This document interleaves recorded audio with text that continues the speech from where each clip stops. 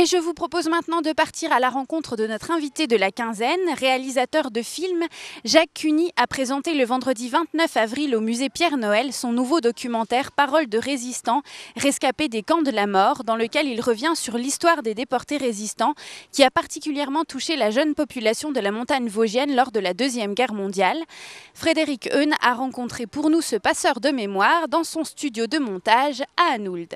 Bonjour chers auditeurs de Place Jules Ferry. Alors nous sommes aujourd'hui avec Jacques Cuny, le cinéaste réputé des Hauts-de-Vosges qui écume tous les villes et villages de nos Vosges. Elle nous présente d'ailleurs beaucoup de vieux métiers, des traditions, des arts et traditions populaires des Vosges. Donc voilà, il va nous en dire plus sur son travail. 20 ans de travail, c'est ça, monsieur Cuny? À peu près 20 ans, oui, ça fait 20 ans. Bon, j'ai commencé par la photographie noir et blanc dans les années 80. Je me suis intéressé aux activités traditionnelles dans les Hauts-de-Vosges. Mais quand on dit activités traditionnelles, c'est vraiment des activités qui se passaient à l'époque, hein, ce n'est pas des reconstitutions. Voilà. Et puis progressivement, j'ai travaillé pas mal, participé à des concours, notamment à Saint-Dié-des-Vosges, où j'ai participé à quelques concours de photos. Et puis ensuite, je me suis mis à la vidéo dans les années 90, quand la vidéo était accessible techniquement et financièrement pour moi. Et donc vous travaillez au sein d'une structure associative qui est l'association Optimage. Et donc vous avez une belle filmographie à votre actif déjà. Hein. Oui, ben, j'en suis à mon 14e film, disons, principal, plus des petits sujets qui durent de 4 minutes à 20 minutes. Ça fait en tout 25 films donc, que j'ai réalisés en 20 ans, presque 20 ans. Oui. Voilà.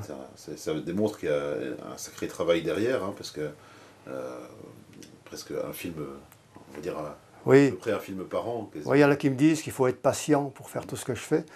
Mais j'estime que la passion donne la patience.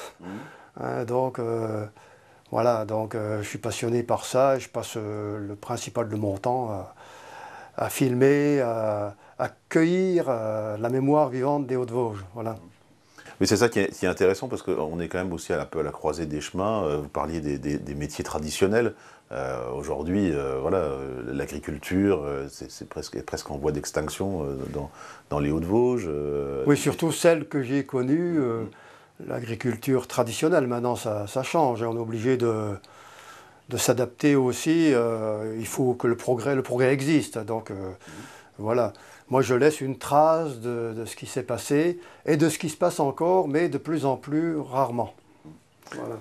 Avec les outils, on voit là le paysan qui rebat sa faux. Voilà, oui, oui. Ben, je suis encore justement dans un nouveau projet, on va peut-être en reparler, mais enfin où je vais reprendre encore ces paysans des Hauts-de-Vosges en voie de disparition. Donc voilà.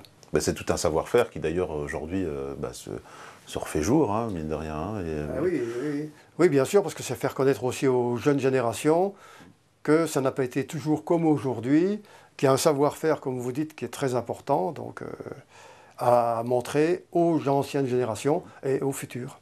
Oui, c'est un vrai travail de mémoire et de patrimoine, de valorisation d'un patrimoine vivant. Également, oui. Le paysage également est présent, les animaux, dans tous mes films. Voilà. Et souvent, quand je me déplace dans la nature, c'est souvent à des horaires où je ne vois pas beaucoup de personnes au lever du jour, voilà, ou dans des endroits où peu de personnes vont. Alors si vous aviez à caractériser justement cette nature vosgienne, vous qui la pratiquez beaucoup, la forêt, les prés, les animaux, qu'est-ce que vous auriez un petit peu comme très marquant Oui. Bon, moi, ce que j'aime, c'est les paysages avec de la brume. Par exemple, aujourd'hui, il fait un grand soleil, je ne sors pas beaucoup la caméra par ce temps-là. Pourquoi? Parce que mon ressenti personnel, je ressens beaucoup plus de choses quand il y a des brumes, des ambiances mystérieuses. C'est ça qui me... Ou comme je dis, j'ai parfois les poils qui se dressent sur les bras, parce que je ressens ces choses-là plus quand il y a des brumes que par grand soleil, quoi, voilà. Et moi, comme disent les paysans, à beau temps, c'est un temps qui change. Hein, par exemple, j'aimerais bien qu'il y ait un peu de pluie maintenant. Vous voyez, Oui, parce que la nature en a besoin aussi. j'aime bien le soleil, mais j'aime bien que ça change. Et quand il y a de la pluie, j'aime bien revenir aussi au soleil. J'aime bien le temps qui change. Voilà. Puis il y a un côté intime dans le contact avec la nature. Oui, oui, oui, oui, oui, bah oui, je vais dans des endroits où je suis seul généralement, avec des ambiances, comme je vous dis, des brumes, des levées de soleil, des lumières intéressantes, voilà.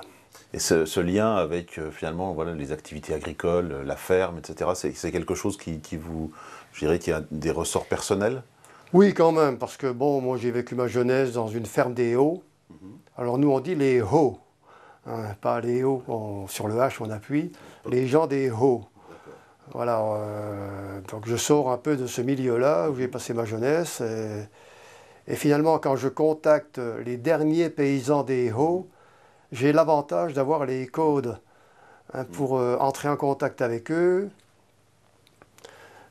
Donc ça me simplifie quand même pas mal par rapport à une personne qui viendrait d'une autre génération, qui n'aurait pas tous ces codes-là que moi j'ai, parce que j'ai vécu un peu ces choses-là. Oui, puis les connaissances techniques. Ah oui, bien sûr, le vocabulaire, et même je dirais le non-dit. Parce qu'avec mes paysans, quelquefois, on n'a pas besoin de beaucoup parler pour se comprendre, quoi, hein, voilà. Oui, et puis si vous parlez du haut, le haut noir ou le haut blanc. Ah, le haut, oui, aussi. C'est aussi le patois. Oui, les patates en robe des champs, comme on dit. Ça, c'est aussi des éléments marquants, finalement, de la vie dans les Hauts-de-Vosges. Voilà, voilà. Et que vous avez quand même rendu au travers de différents films. Alors, je ne sais pas si vous pouvez nous en dire un petit peu plus là, sur les différents films qui Oui, bah, j'ai commencé le premier film en 1993. Bon, j'avais déjà fait un film sur Saint-Léonard, où je montrais un petit peu quelques activités. Et puis ensuite, le premier film de ma série, L'âme des Hauts-de-Vosges, donc, que j'ai appelé aussi L'homme, la nature et ensuite l'histoire, c'est Voyage au cœur des Hauts-de-Vosges en 1993 et 14. J'ai filmé un débardeur avec son cheval qui s'appelait François Ancel au Valtin. Donc je l'ai suivi pendant 1 an et j'en ai fait un film mais sans prétention. Je l'ai montré à ma famille et ensuite on a fait une projection en petit comité à Saint-Léonard. Et puis c'est à partir de là que j'ai eu l'idée de les montrer, hein, ces films-là, puis ensuite de les faire en cassette VHS à l'époque. Voilà. Et de faire des petites productions. Hein, voilà. Et ensuite, après Voyage au cœur des Hauts-de-Vosges, le deuxième film c'était Hauts-de-Vosges à travers champs, où je montrais les 4 saisons avec des activités traditionnelles, toujours des personnages authentiques, aucune reconstitution. Et puis, pour la suite, j'ai refait un film par saison. Le printemps, donc la saison des vers tendres, le temps des foins parfumés, la saison des fruits dorés et le grand silence blanc. À noter que ces 4 titres m'ont été trouvés par Jean Durand, hein, de la scierie du Lançoir, qui est toujours le secrétaire de mon association, bon, qui a quelques problèmes de santé actuellement, mais c'est lui qui m'a trouvé ces titres évocateurs, donc voilà. Et puis ensuite, comme j'avais fait un film par saison, j'ai fait des films sur d'autres thèmes. Par exemple, Quand souffle le sauterelle, hein, qui est ce vent tourbillonnant qu'on trouve dans les Hauts-de-Vosges, qui peut aspirer le foin ou les feuilles, qui est aussi un personnage fantastique, le sauterelle. Ensuite, il y a Le chant de la pluie, parce que moi j'aime quand même pas mal la pluie, hein, parce que, bon, je pourrais faire une petite parenthèse, parce que c'est vrai que dès qu'il va pleuvoir, dans les médias, on annonce un mauvais temps. C'est vrai. Alors moi, je ne suis pas tellement d'accord parce que... Et ensuite, on entend nos visiteurs qui disent « Ah, les Hauts-de-Vosges, c'est vert ». Ah oui, mais si c'est vert, c'est bien parce qu'il pleut de temps en temps. Voilà. Donc Le chant de la pluie, où j'ai fait un film sur il y a la pluie qui est présente depuis la petite goutte de rosée jusqu'au torrent de printemps des Hauts-de-Vosges, quoi. Voilà. Puis après, il y a La neige sur le toit, qui est aussi un film qui est sur les 4 saisons, mais on parle beaucoup de l'hiver aussi, avec quelqu'un qui déneige son toit dans les hauts. Voilà.